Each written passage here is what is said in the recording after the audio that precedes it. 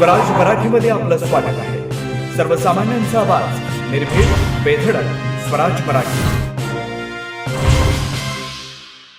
सांगलीच्या बाजारात फळांचा राजा आंबा दाखल झालाय।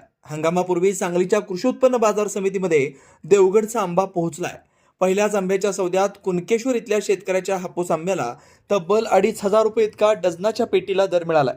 सध्या 2 पेटींची आवक झाली असून बाजार समितीच्या मुसा बागवान फ्रूट कंपनीच्या दुकानात पहिल्या दिवशी पार पडलेल्या आंबा सौद्यात चांगला दर मिळालाय। नमस्कार, विष्णू अण्णा फ्रूट मार्केटमधून मी हरुणभाई बागवान बोलतोय।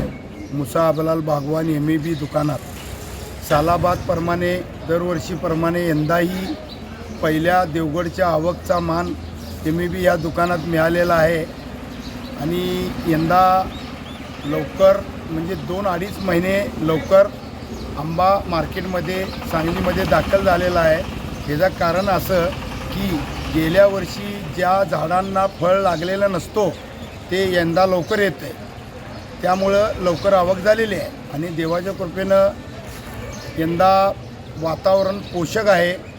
असाच वातावरण जर देवाच्या कृपेनं राहिला तर यंदा आंब्याची आवक भरपूर होईल व लोकांना आंबे भरपूर खायला मिळतील, रेटमध्ये मिळतील अशी अपेक्षा आहे।